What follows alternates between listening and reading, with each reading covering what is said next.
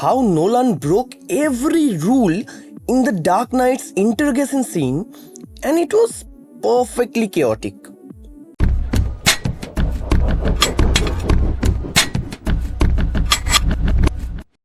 Hi, this is Shourav.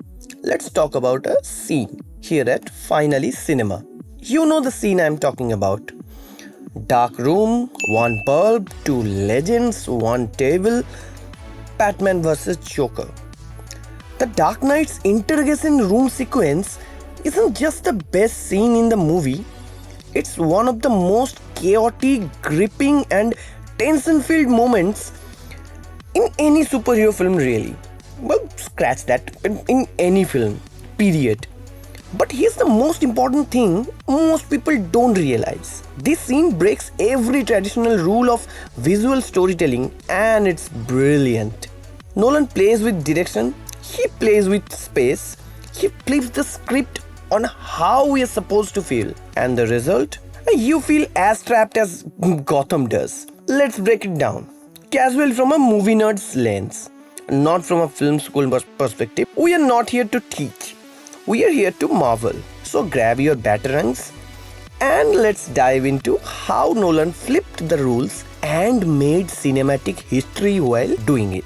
So what was the build up to that scene? Let's rewind a bit. Up until this scene, Joker has been an unpredictable force. Robbing banks, burning money, killing mobsters, turning even good men into paranoid wrecks. Gordon, Batman and Dent, they are all scrambling. Heath Ledger's Joker is unpredictable, terrifying, but strangely calm. And that's what's scary. He's not laughing like a maniac, he's playing. So by the time we get to the interrogation room, this isn't just a police routine. This is the moment where Batman finally has him. Or so he thinks. And Joker? He's exactly where he wants to be. Cue the lights. So, the setup. Chaos under a single bulb. We cut to this dark, bare room. One table, one chair, one man.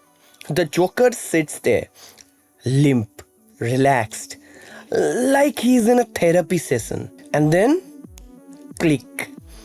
Batman slams his head on the table from the shadows. We're off. This isn't just an interrogation, it's a psychological war.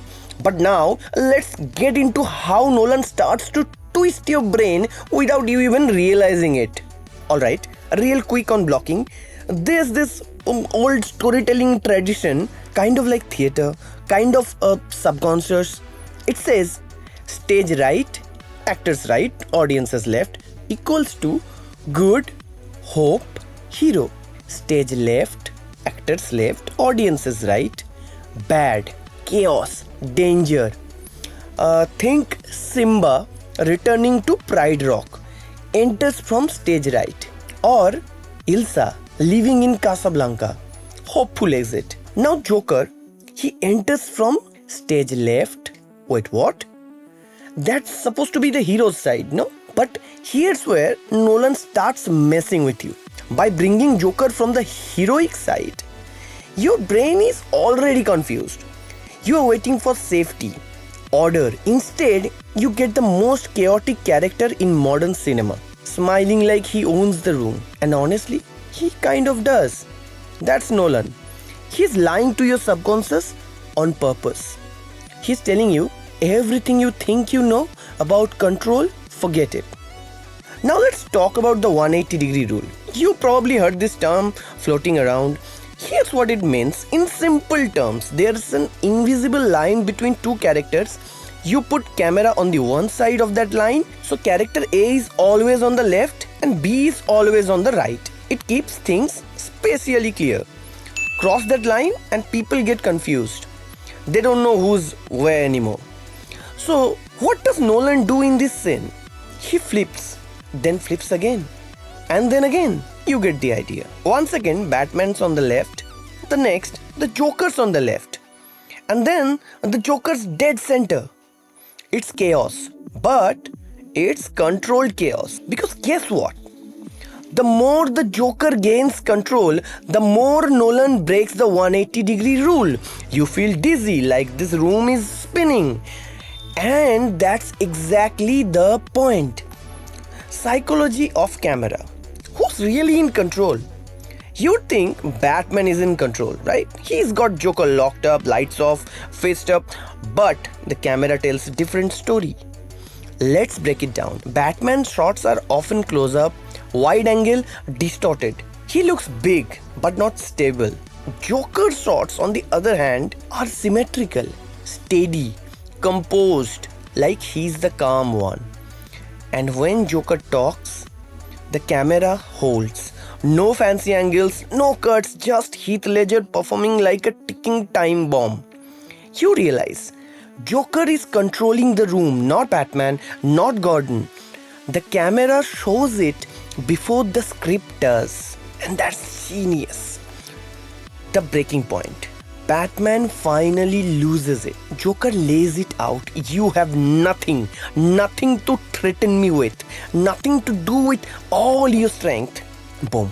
Batman snaps. He slams the Joker into the wall, hits him, screams, and the Joker, he laughs maniacally. This was the plan. He wanted to be here. He wanted Batman to break. And Nolan shows us that not just with dialogue, but with the way the space collapses. The room gets smaller, the camera closes in, the lights feel harsher. And it's like the scene is folding in on itself. Because it kind of is. The aftermath. Rachel dies, dent breaks. Let's not forget what happens right after. Joker gives them the address, Rachel and Harvey. Batman chooses Rachel, but Joker lied. He sent Batman to Dent instead, so Rachel dies. Dent's face is gone, hope is shattered. This isn't just the moment the Joker escapes, it's the moment he wins. And it all started with this scene in a cold, quiet room with a desk and a lie. So why this scene matters? You don't need to know any filmmaking rules to love this scene. But when you know what Nolan's doing, when you realize he's flipping the playbook on blocking, direction, framing, sound and space, you get why it feels the way it does. Why it sticks in your mind. Why you are just as helpless as Batman. Because this is Joker's movie. And in this scene, he's not just ahead of Batman, he's ahead of us all. The interrogation scene isn't flashy. No CGI, no music, no gadgets, just two characters, one light, and a war for the soul of Gotham. And Nolan knew if he played by the rules, the Joker wouldn't win. So, he broke them. And it's one of the most iconic scenes of modern cinema. Chaos never looked so controlled. Thank you so much for watching. I was Shourav and you were watching Finally Cinema. This is a new channel, so keep supporting us by liking this video and commenting down below your favorite scene from this movie. Also, please do subscribe if you are new and share this with your friends.